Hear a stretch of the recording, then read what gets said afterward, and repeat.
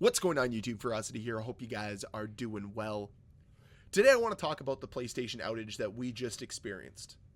And to start this off, let's talk about the good news. The good news is that the PlayStation Network is back online, thankfully. After over 18 plus hours, players are able to once again log on to PlayStation Network, gain access to their games again, gain access to the network again, and talk to their friends.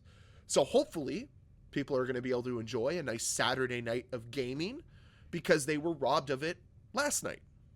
Now, personally, I would be boycotting PlayStation, but that's just me. And that's not what this video is about. I'm not calling for a boycott, but I think it's incredibly ridiculous that this outage lasted so long and that the communication was as poor as it was. But we'll dive into that. We'll talk about that. We'll rant about that in a second. The goal here is to start this video off with the good, which is that PlayStation is finally back online. So hopefully you guys can enjoy a nice night of gaming. But now we have to talk about the bad news. And there is a ton of bad news to talk about when it comes to this outage, because I think it highlights some major issues within the industry right now that we have to talk about. First and foremost, this outage was over 18 hours long. That is the second longest outage in the PlayStation Network's history. I get it. Outages happen, right? Things happen. In this always online world, things are going to occur. But 18 hours seems a little bit ridiculous. Seems disastrous, really. But hey, you know what? The best way through this would be to be transparent with your community, to be honest with them, and to communicate with them clearly. But that's not what PlayStation did. That's not what Sony decided to do. Instead, they just released one tweet almost 20 hours ago. We are aware some users might be currently experiencing issues with PSN. For more details, visit status.playstation.com. And that's how they left it. So they released that tweet and then like 14, 15 hours passed and then, hey, guess what? The network finally came back online for many people. But the frustration of that being the only communication is unbelievable. The fact that they thought that was good enough, instead of it all talking with them or saying, hey guys, we're still working on a fix, don't worry, like we'll help you guys out here. None of that. Just literally, we have one statement saying some people might not be able to gain access to it, and that being it. You got to do better. It's as simple as that. Like from a PR standpoint, I think this is a complete and utter failure. But that's me personally.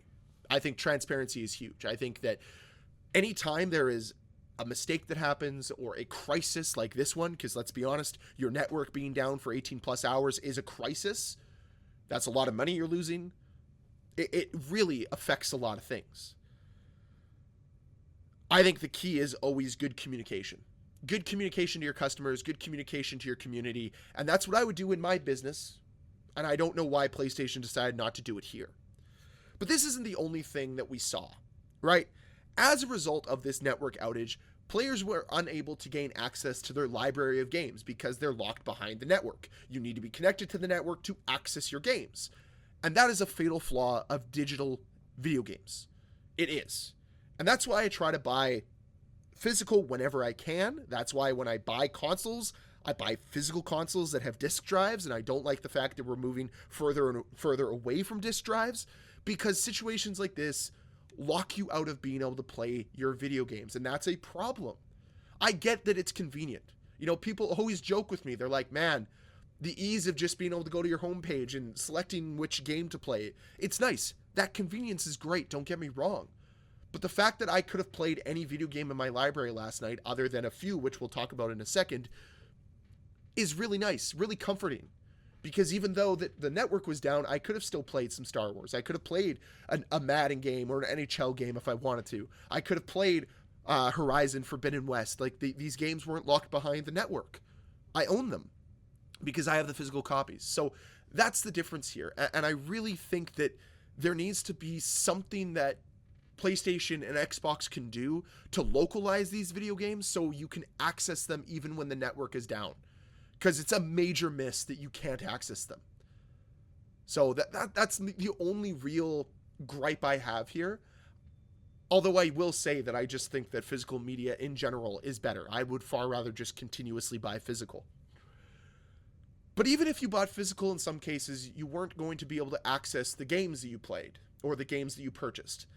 For instance, if you have Black Ops 6, you wouldn't have been able to play Black Ops 6 during the entirety of this outage because Black Ops 6 requires an internet connection to be able to access. That's right, for game modes such as Zombies and Campaign that don't require internet connections to play, you still need to have an internet connection. Why? Because F you, that's why. It's really silly to me. I still think it's an extremely silly proposition that we're even here. Like, I remember back when the Xbox One was originally announced and they decided that the console would always need to be online. Now, granted, they backpedaled on that pretty hard because there was a bunch of pushback from this community, but now video games have just gone in that direction. Why does Call of Duty always need to be online? Why does the campaign always need to be streaming textures? It doesn't. It's just there for whatever reason. I guess it gives them more metrics. Like, I don't know. It just gives you access to more of your data. Like, I don't know the reason behind it. But this outage exemplifies exactly why I think it's bad practice. Because people would have gone in and played the campaign. They would have played Zombies locally. They might even had a friend over to play multiplayer locally against bots. It might have worked. It might have been fun. It might have been something different. But instead, players just weren't able to play Call of Duty. They weren't able to play other games that required an online always connection. Like, I get it for free-to-play games like Fortnite or X-Defiant or CSGO or those games like that, right? Like, it makes sense. They're online multiplayer games. Complete sense. But for a game that costs $70 like Call of Duty does, for it to require to always be online is a little bit crazy when they have modes that don't need it. So I just really wanted to highlight that because I remember when Black Ops 6 came out, there was a point made about it, but I don't think we made enough of a stink about it, and I think we need to talk about it more because Call of Duty doesn't need to always be online. It just doesn't. The campaign doesn't need to be. Zombies doesn't need to be. We can play these games locally, and we should be able to have access to play them locally. So that's really it for this video. That's the end of my rant here. I'm just inherently disappointed with PlayStation's reaction to this. I really wish they had done a little bit more than just say, wow, some people might not be able to access the network. Ah, shucks. It just seems like a really lazy response to me, but hey, this seems to be status quo for this industry right now. Treat your customers like complete garbage and then demand more and more money consistently while delivering a deteriorating product. Yeah. It sucks. But anyways, that's it for the video today. I'd love to hear your thoughts down below in the comment section. And as always, guys, thank you so much for watching. If you enjoyed this video, please hit that like button. If you want to see more videos from me, please hit that subscribe button. I'll see you guys next time. Bye.